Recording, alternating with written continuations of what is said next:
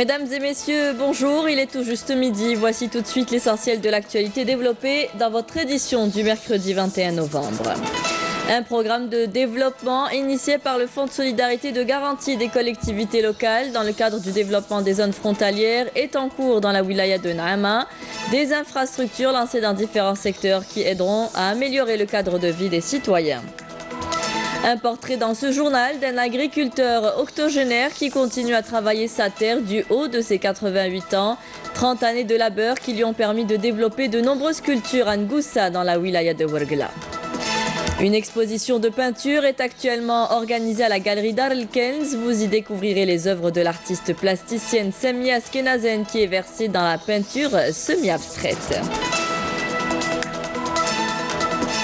Bienvenue à tous. Avant de développer tous ces sujets, le ministre du Travail, garde des Sceaux, Taïeb Lour, participera demain aux travaux de la 34e session du Conseil des ministres arabes de la justice au Soudan. Les discussions porteront notamment sur la lutte contre le terrorisme, la pénalisation du crime de paiement de rançon aux terroristes. Il s'agira également de lutte contre le blanchiment d'argent et la corruption.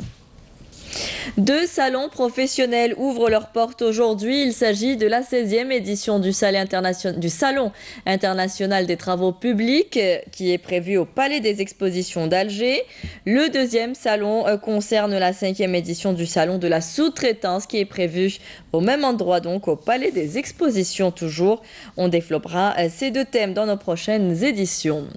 Je vous le disais en titre, plusieurs chantiers sont lancés dans la wilaya de Naama. Une enveloppe importante a été dégagée pour ce programme de développement, un programme financé notamment par le Fonds de solidarité de garantie des collectivités locales dans le cadre du développement des zones frontalières. Des infrastructures d'embellissement et la réfection des routes sont notamment réalisées ou en cours de construction, ce qui aura à terme un impact sur la qualité de vie des citoyens. Camélia Melal.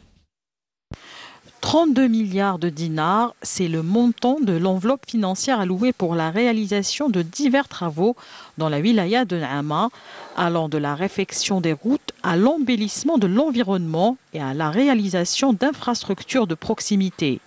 Des travaux d'aménagement qui touchent plusieurs communes de la wilaya, devenus un véritable chantier à ciel ouvert pour améliorer le cadre de vie du citoyen.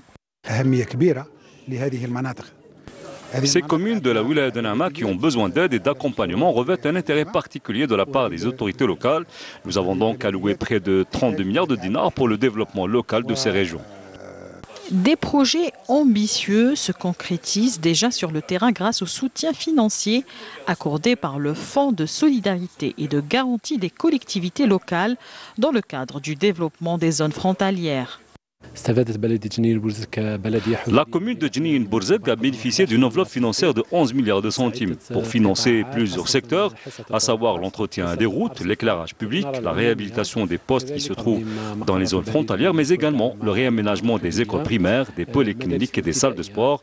La société civile, dont les associations et des agents d'APC et les comités de village ont mis la main dans la pâte pour contribuer également à la réalisation de ces projets. Les projets de développement se poursuivent ainsi dans l'objectif de désenclaver les régions du Sud et leur donner un nouveau souffle. Meftah Swissi est un agriculteur octogénaire. Il a bénéficié il y a 30 ans de terres agricoles à Ngoussa, dans la wilaya de Ouargla, qu'il a lui-même réhabilité. Malgré son âge, Meftah travaille toujours sa terre. Il a touché à toutes les cultures, les céréales, les produits maraîchers et même les dattes. Un travail acharné qui se retrouve néanmoins ralenti par une mauvaise distribution électrique. Karima Efa. Du haut de ses 88 ans, Meftah Swissi est toujours le premier à arriver dans cette oasis, un écrin de verdure créé de toutes pièces par cet octogénaire de Ngoussa, après une trentaine d'années de dur labeur. 36 hectares au total dont il a bénéficié dans le cadre d'une opération de réhabilitation de terres agricoles, dont une partie dédiée aujourd'hui aux agrumes.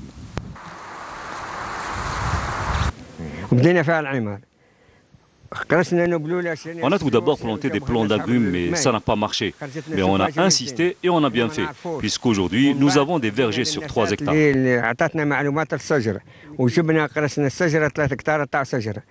En 2015, Meftah Suissi a bénéficié de 100 hectares supplémentaires que l'agriculteur a rapidement travaillé avec une parcelle dédiée aux céréales, une autre aux fruits et légumes, sans oublier une palmeraie de plusieurs centaines de palmiers dattiers.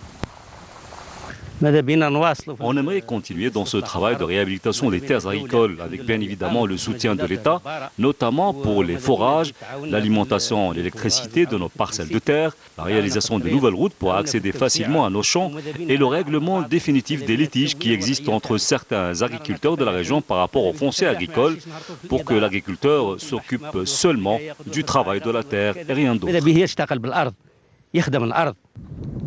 Malgré la disponibilité de l'eau dans la région, la facture de l'irrigation reste néanmoins élevée, à cause principalement du coût de l'électricité de plus en plus cher. Encore un frein au développement de l'agriculture dans cette région où ce secteur reste le premier employeur de la wilaya de Ouergla. À Béchar, 11 000 terrains constructibles vont être distribués à leurs bénéficiaires après avoir terminé l'étude des recours. Le tirage au sort a commencé pour les affectations en présence des autorités locales et des représentants de la société civile. Naïma Haouch. Au grand bonheur des heureux acquéreurs, le tirage au sort se déroule sous leurs yeux, ce qui garantit la transparence de l'opération de la distribution des terrains. Une formule qui fait l'unanimité à Béchar. C'est la transparence totale à 200%. Tout se déroule sous nos yeux. Je suis bénéficiaire d'un morceau de terrain. Je remercie toutes les personnes qui ont initié cette opération. C'est une bonne initiative, ça se passe dans la transparence et devant les citoyens et je remercie les autorités locales.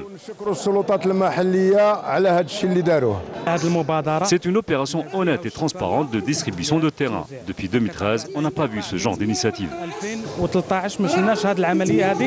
En présence des autorités locales, des représentants de la société civile et du mouvement associatif, l'opération s'est déroulée sous l'œil vigilant d'un huissier de justice. Cette opération n'est pas facile car le nombre est très élevé. Ce sont 11 836 unités. Oui, le soutien existe, mais ça reste insuffisant pour l'ensemble des bénéficiaires de parcelles. Il y aura d'autres paramètres pour les personnes mariées ou ceux qui sont dans le besoin. Il s'agit des aides de 2018-2017, mais il y aura des aides supplémentaires en 2019.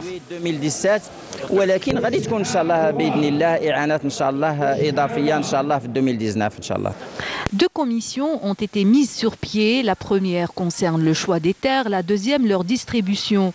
Elles sont en phase d'étude des dossiers pour l'attribution de plus de 10 000 unités supplémentaires aux futurs acquéreurs.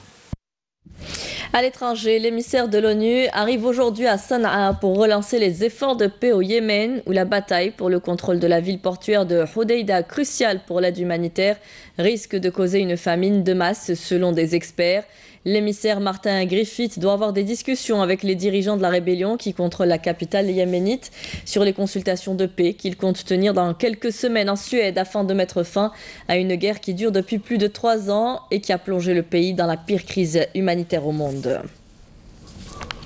En Afghanistan, un attentat à suicide au cours d'un rassemblement religieux a fait au moins 43 morts et 83 blessés hier à Kaboul. Une attaque parmi les plus meurtrières de l'année dans la capitale afghane, selon un nouveau bilan. Des ulamas venus de tout le pays et de nombreuses autres personnes participaient à cette cérémonie. Retour au pays. Une exposition de l'artiste plasticienne Samia Skenazen se déroule actuellement à la galerie El-Kenz à Bouchaoui dans la capitale.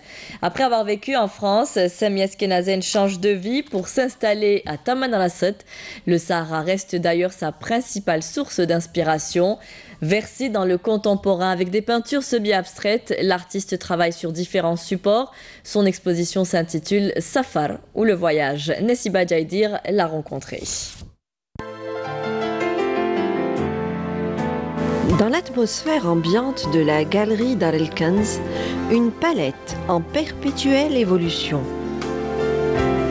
Safar, c'est le titre générique de cette exposition, signée par l'artiste peintre Samia Skenazen.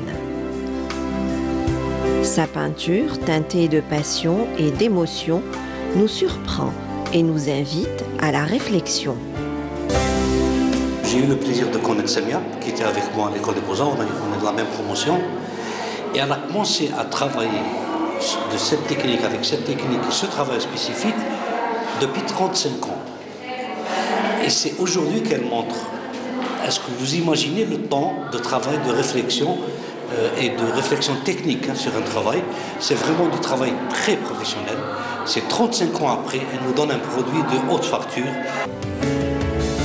Dans ses petits et moyens formats, cette plasticienne donne libre cours à sa créativité.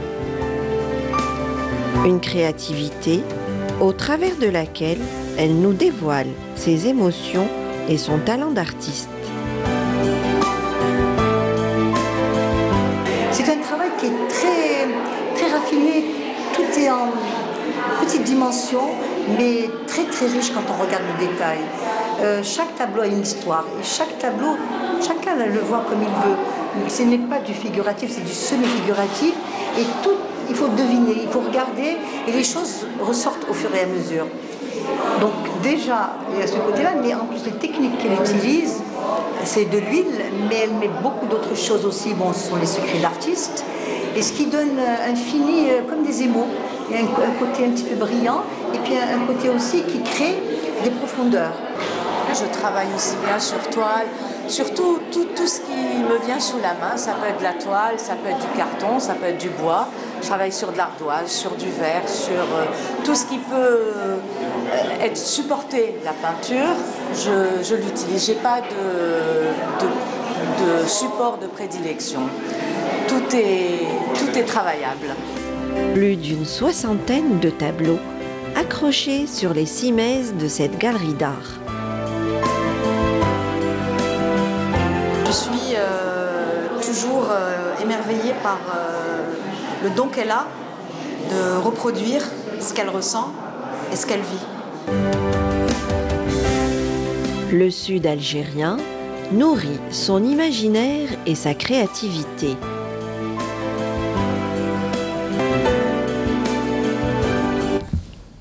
Sidi Ourba, une localité touristique où la gastronomie locale est mise à l'honneur, notamment avec un mets hautement apprécié, la fameuse chouchoura. C'est ce qu'on découvre dans ce reportage de Horia Djerjar, commentaire de Selm Kasser. Comment quitter la wilaya de Biskra sans goûter les délicieux plats locaux? Un saut dans la khaïma de Sidi Ourba où l'on sert divers mets succulents est une tradition pour tout visiteur passant dans la région. La charchoura est un plat incontournable tant il est cuisiné avec amour et beaucoup de savoir-faire. Rien qu'en regardant, nous avons déjà l'eau à la bouche. De Valencia, l'Espagne. Elle est magnifique. À chaque fois que je viens dans la région, je choisis ce restaurant car il réussit les plats traditionnels que j'apprécie.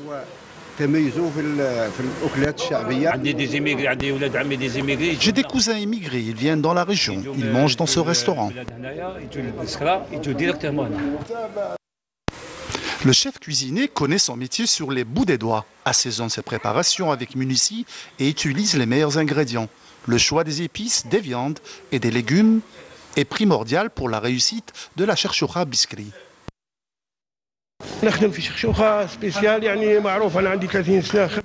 Je prépare la cherchoura spéciale de Biskra depuis déjà 30 ans. Les clients reviennent et en redemandent et ramènent de nouveaux clients. La première khaïma que j'ai créée était petite, puis je l'ai agrandie pour accueillir les touristes et plus de gens qui viennent de partout, il faut le dire, de toute l'Algérie. Quoi de mieux qu'un bon plat traditionnel, une rechta, une charchoura ou un couscous dans un lieu accueillant en famille ou entre amis, surtout en cette journée de Mouloud.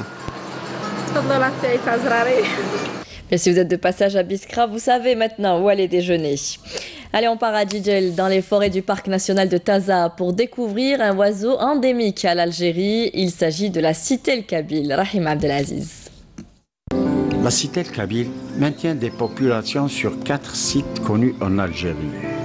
La forêt de Djbel Babor, où elle fut observée pour la première fois. La citelle habite le massif de Garrouche. 2 autres petites populations existent aussi dans les forêts de Temtout et Temzguida, adjacentes au parc national de Taza. Ces 4 sites sont situés à moins de 30 km l'un de l'autre.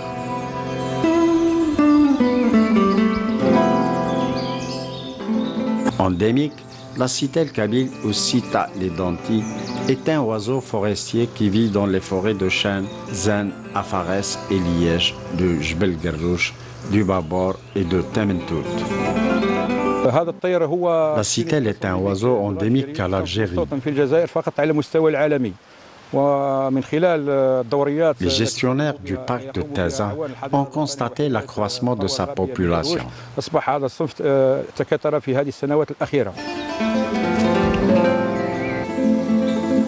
Les nids aménagés dans les cavités naturelles des arbres sont habituellement situés à des hauteurs de 3 à 15 mètres dans les cèdres, sapins morts et aussi dans les fentes des chênes. Cet oiseau, qui ne possède plus qu'une aire de répartition limitée et fragmentée, des exigences écologiques très spécifiques et une population globale réduite, est considéré comme en danger d'extinction par l'Union internationale pour la conservation de la nature. Les risques d'incendie, le déboisement illégal et le surpâturage affectent l'habitat de la citelle. Il s'agit aussi des facteurs susceptibles de rendre difficile la régénération en appauvrissant les sous-bois. Toujours de belles images avec Rahim Abdelaziz. Et on terminera notre journal avec du football. La 15e et dernière journée de la phase allée de Ligue 1 de foot prévue mercredi, jeudi et vendredi sera marquée par le déplacement du Dauphin. La JS Kabylie à Borj Borelic pour défier le Kaba dans un duel des extrêmes, alors que le match entre relégables l'USM Blabès et RB Louiset sera crucial. Quant au match à prévoir aujourd'hui, l'AS Ain Mila affrontera le MCA à 16h au stade de Batna. La rencontre sera diffusée sur la chaîne 4 et Canal Algérie. Autre match à prévoir ce mercredi à 17h, le Nehd Hussein MCO, un match retransmis en direct sur la chaîne A3. C'était la dernière information de ce journal. Merci à vous tous de nous avoir suivis. Tout de suite, vous retrouverez Mina Abed pour les prévisions météo. Vous pouvez revoir nos programmes sur Facebook et YouTube. Les adresses s'affichent en bas de votre écran. Et rendez-vous ce soir avec Nadia Madessi pour le journal à 19h. Très bonne journée à tous. Au revoir.